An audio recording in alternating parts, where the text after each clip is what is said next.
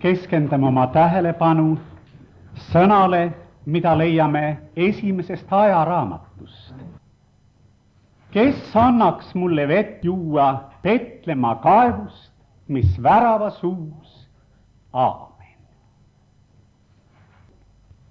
See ei ole mitte siin surija ohe, kes igatseb, et tema suud veel kord kastetakse, vaid loetud sõna oli kuninga soov.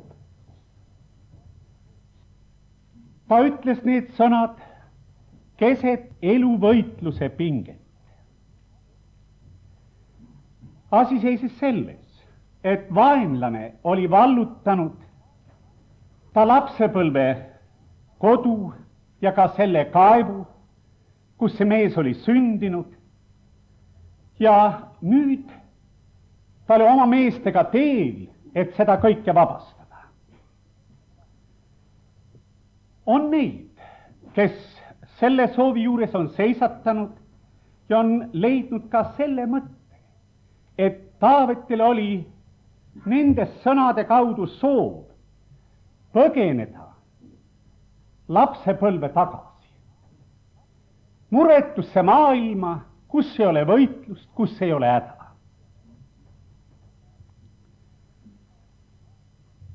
Kui me juba vaatame kellegi inimese südamesse, siis see on püha maa. Ja olgu nõnda, et ka see mõte oleks meile püha ja õnnistuseks.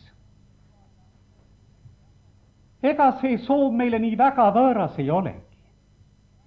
Võib-olla mõned pisut teiste sõnad oleme seda sama mõtet oma hinges ka väljendanud ja sama ohe on tulnud ka meie südamest. Kes meist poleks vahest mõtelnud, et küll oleks hea, kui oleks veel väike laps. Siis oleks ju kõikidest muredest vaba. Eks ole nõnda. Kui see lapsepõlv me käes oli, siis me ei osanudki seda nii suureks väärtuseks pidada. Aga hiljem oleme mitu korda sisemise ellusega selle peale mõtelnud. Ja tõepoolest see on nõnda, et enamus inimesi mõtleb lapsepõlvele sisemise ellusega. Vaatamata, et mõnikord me lapsepõlve kodu oli vaene ja me võimalused olid tagasihoidlikud, aga me mälestused, mis on sellega seotud, on meile nii suure väärtusega. Et see nõnda on, seda kinnitavad luuletajad, kes luuletavad sellest ja lauljad, kes laulavad minu isa majakesest. Ja ikka jälle kuuleme vihjeid sinnapoole. Nüüd, kus oleme suureks saanud, mida lapsepõlves nii väga igatsesime, nüüd peaks olema ju kõik see käes ja me peaks olema väga õnnelikud, aga vahest on see vastupidi. Meie teadmised on nüüd palju suuremad kui nooruses, kui olime oma kodukülas ja külatänavas. Ja siis tahtsime vahest üle aia vaadata. Nüüd me oleme vahest üle aia ka vaadata. Elu mujalt ka näinud, aga õnne on meis vähe. Olen näinud väga võimekaid ja neid, kelle käes on väga palju. Ometi nad on sisemiselt kurnatud ja tühjad inimesed. Keegi kord ütles nii, oleks veel kord võimalus kõike otsast alata. Ja ka see mõte pole vahest meile võõras. Kuid tuleme uuesti selle juurde, mis siis oli lapsepõlves meile nii väärtuslikku, et see maailm siis meile nii ilus tundus. Oli midagi ja see oli murevaba, puhas lapse süda.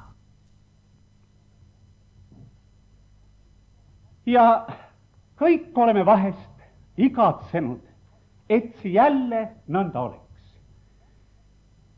Mõnikord on muresid nagu üle jõu. Ja need mured pole mitte ainult teised inimesed pole neid põhjustanud, vaid paljudes kitsaskohtades oleme ise süüdi, oleme halvasti käitunud, halvasti ütelnud, mõnda paha teinud. Ja kuidas saaks nüüd kõik selle olematuks teha? Ei olnudki enam nii väga laps. Oli juba nii noore mehe ohtu, kui noor mees vaatas oma elatud elule ja siis ta tuli pisaratega oma isa juurde ja ütles, isa, kas on niisugune võimalus, et kõik paha saaks olematuks teha? Ja piibel räägib, et see võimalus on olemas. Jumal oma armastuses paneb tähele kõikide inimeste soove ja pandi ka tähele Taaveti suur soov. Ja me teame, kuidas lahendus seal tuli. Seal olid mehed, kes panid oma elu kaalule, et Taaveti soovi täita. Aga Jumala poeg Jeesus Kristus on oma elu andnud, mitte kaalule pannud, vaid andnud meie eest, et me võiksime saada uuesti lapse seisuse. Apostel Paulus galaatlastele kirjutades ütleb selle suure tõe. Jumal läkitas oma poja, et me saaksime lapse seisuse. Ja see on eriline õnnistus. Me juba kuulsime täna seda pühakirja salmi, Johannese 1:12. Nii mitu, kui teda vastu võtsid, neile andis tema meelevalla Jumala lapsiks saada, kes usuvad tema nimesse.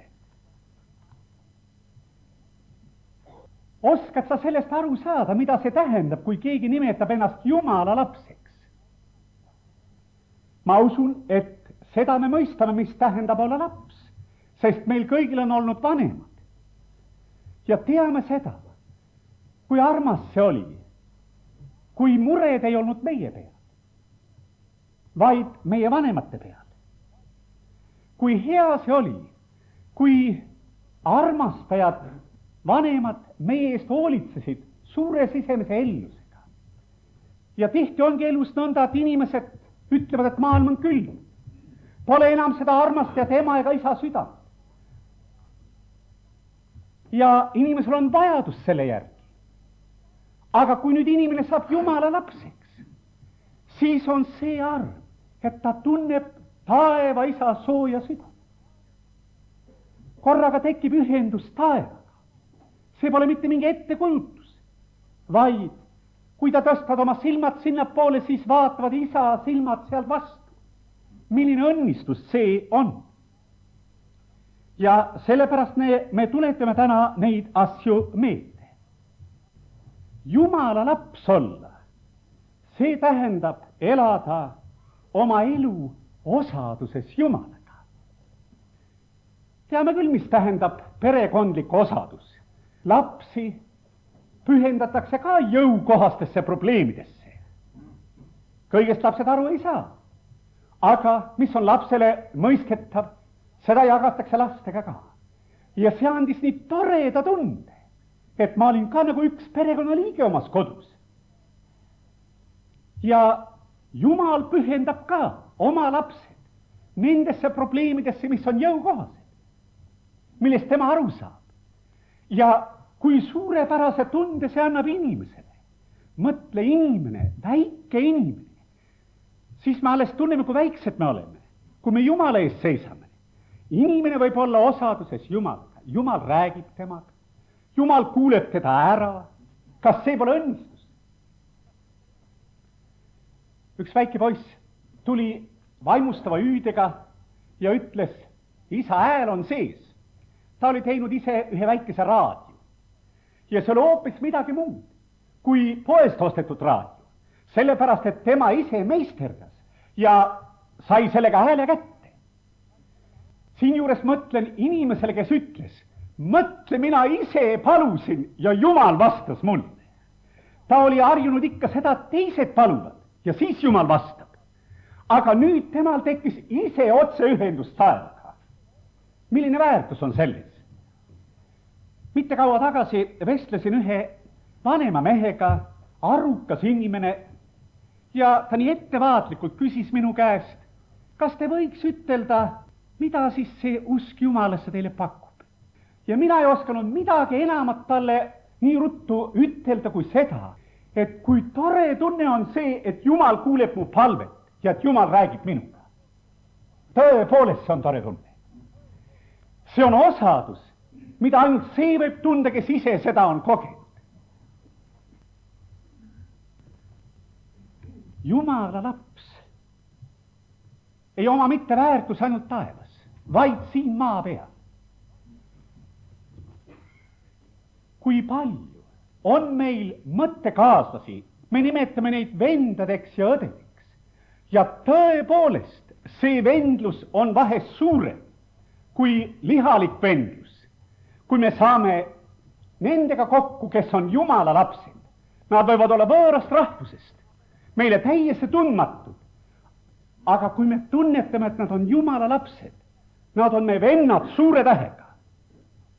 Ja see jääb nende inimeste eest varjule, kes Jumala lapsed ei ole. Mäletan kord, olime Riia linnas ja me olid kaasa sinna sõitnud ka need inimesed, kes ei olnud usklikud. Me läksime ühise bussiga ja nad ikka mitu korda küsisid, et need on vist teie vanad tuttavad siin. Ei ole, esimest korda nägime. Ei või olla õige. Kuidas nad teid nii heatahtlikult vastu võtavad ja andsid neile uskumatule inimestele ka veel öömaja? Neil oli lihtsalt arusaamatu. Aga kõik usklikud inimesed on kogenud seda, et meil ei ole ei rahvuse küsimust ega rassi probleemi. Kes on minu vennad, kes on minu õed? Kõik Jumala lapsed igas seisusest, kõik, kes armastavad Jeesus südamest. Kas on väike asi olla Jumala laps? Ainult Jumala laps omab igavese elu lootuse. Ainult Jumala laps. Ja ta võib nii veendunult ütelda, ma tean, kui maja mulle noone maha langeb, on eluase taevas. Jumala laps on vahetanud surmakartuse igavese elu lootuse vastu. Jumala laps olla on võrratult suurem, kui olla oma maise isa ema laps. Sest surmakartus oli siis me südames, kui olime oma vanemate hoole all. Aga olles taevaisa hoole all, on see ära võetud. Milline arm?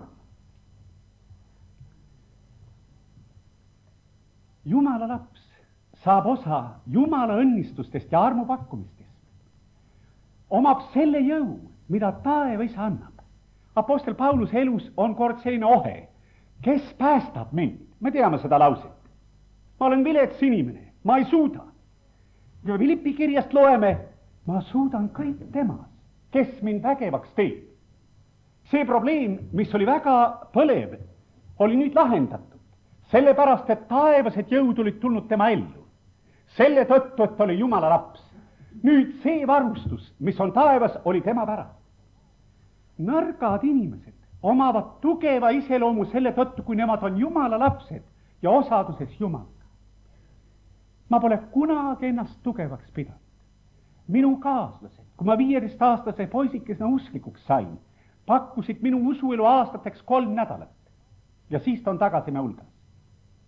Aga nüüd on üle 30 aasta, sellepärast, et tugevad on Jeesu käed. Need mind igavesti hoidvad. Need hoiavad patu ja kiusatuse ees. Need annavad jõu, et halbadele lastele ei ütelda.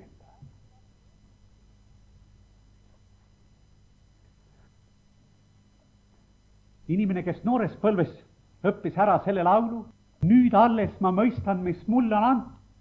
Mu võlad on Jeesuse verega makstud. Siis, kui ta oli surivoodil, siis ta laulis seda laulu ja kutsus oma lapsed ja ütles, lapsed, nüüd alles ma mõistan, mis mulle on antud. See on olnud tore elu osaduses Jumalaga, aga see, mis mulle nüüd on valmis pandud, ja ta lahkus õnnistades oma lapsi, sest tal hakkas kätte paistma see, mis see nüüd tähendas, et ta siin maa peal oli Jumala laps. Armsad, meie võime olla vaimustuses sellest osadusest, mis meil on, aga suurem vaimustus on ees. kui kord tema juurde saame, näeme teda, kes meid on igavese armastusega armastanud. See pole väike asi. Ja kui täna on meile räägitud, et see võimalus on olemas, haara sellest kinni. See on sinu Petlemma kaev, mille järgi hing igatseb ja tahad sealt juua, olla veel vaba ja puhta südamega.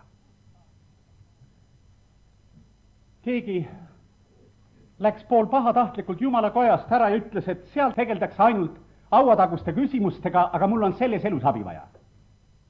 Me rääkisime just praegu sellest, et seda elu õnnestab see, kui oleme Jumala lapsed.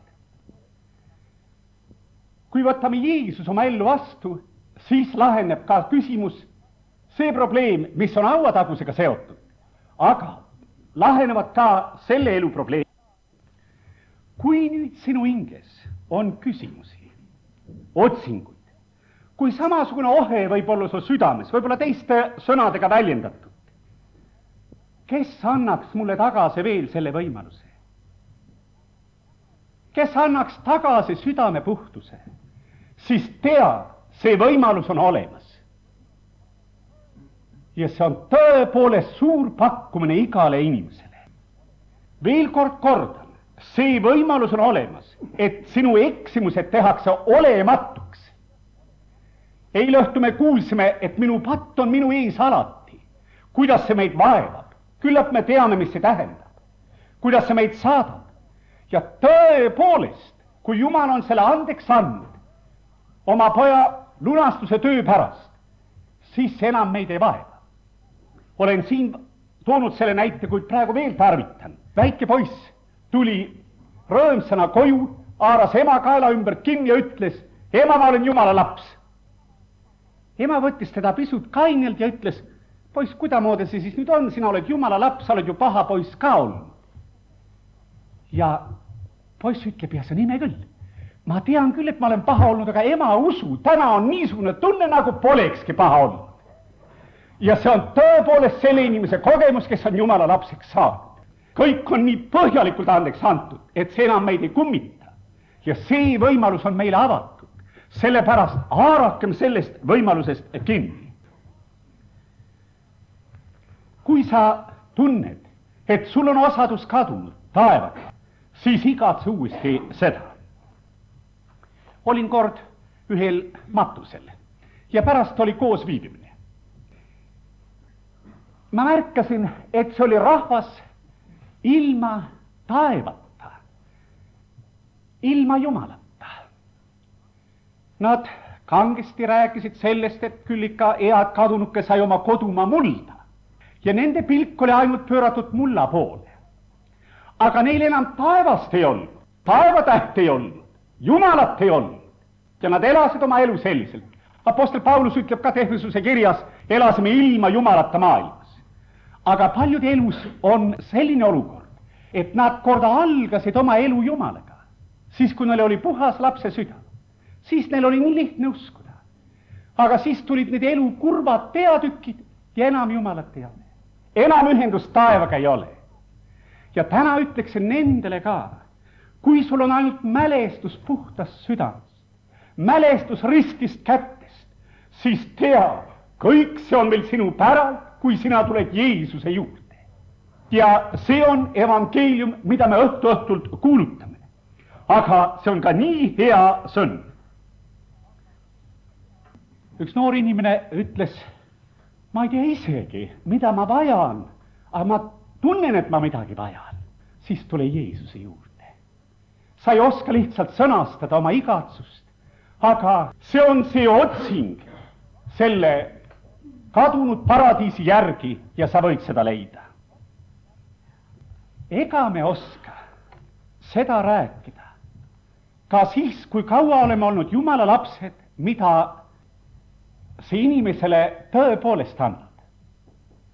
Mäletan, kui olin 15-aastane ja kogesin esmakordselt seda, et tohin olla Jumala laps, siis ma mõtlesin, nüüd teen selle asja kõigile selgeks.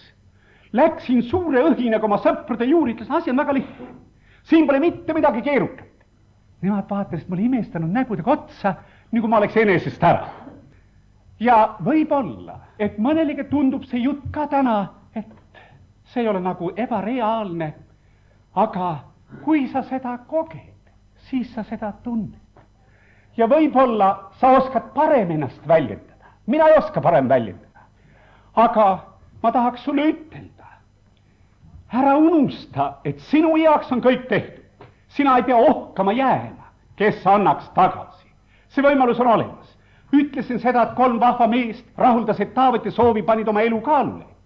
Aga Jeesus on andnud oma elu selle pärast, et me saaksime südamepuhtuse ja osaduse taevaga. Ja teist teed ei ole, teist lahendust ei ole. Tule Jeesuse risti alla, tunnistades oma süüd ja viga, ja see õnnistus saab sinu osaks. Aamen.